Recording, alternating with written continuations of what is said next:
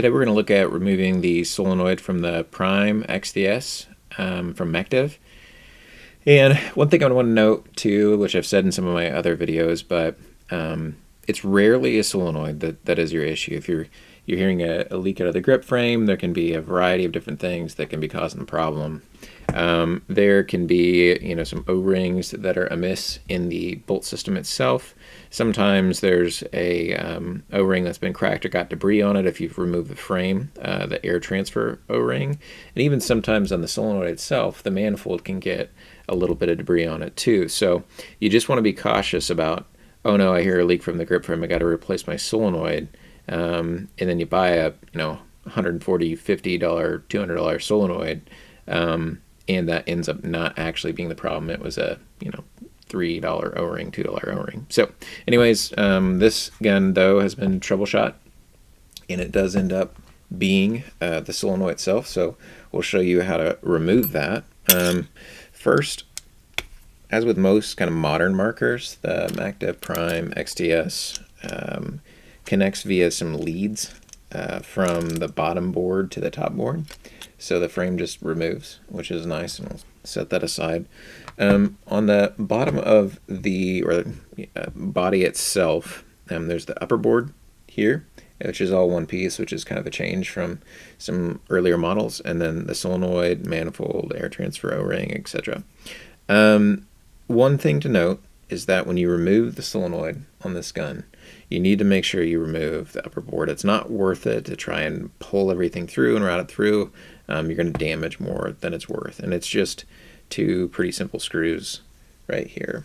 So there's this guy and there's this guy. And one thing to note is that these two screws are going to be different sizes than these two screws, so make sure you do that.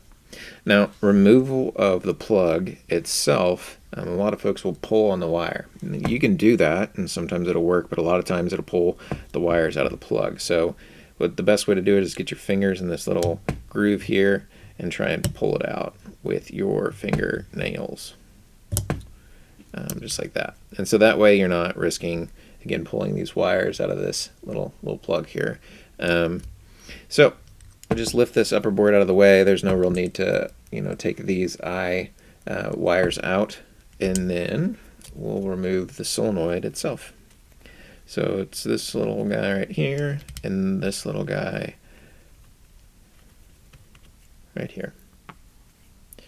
Again, it's pretty hard to see probably in the video, but these are two separate sizes of screws, and they you want to make sure you're keeping track of where each one goes. The longer ones are going to go in the solenoid. The shorter ones are going to go in the top board itself.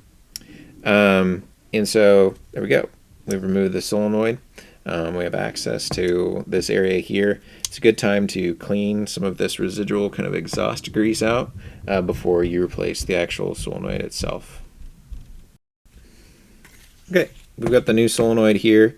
We're going to take a little bit of militia lube here, and we're going to put it on this new manifold, just a little bit, and then on the manifold area I kind of like to just get that a little lubricated, and then the new solenoid goes in, and just make sure it's seated on these two little nubs that stick out, and make sure that you're routing the wire carefully down this little pathway here. You can't see, but there we go, down this pathway here, and then put the upper board, lay it down so it holds this wire out of the way. And then we're going to take the bigger screws and we're going to seat the solenoid down. Sometimes with smaller threads like this, I like to back up to make sure that the threads kind of bite correctly, and because they can easily get stripped or cross-threaded.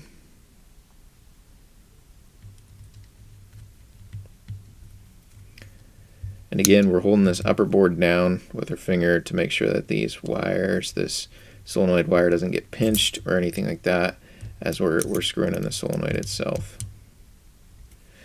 Then we're going to take these upper board screws, put them in,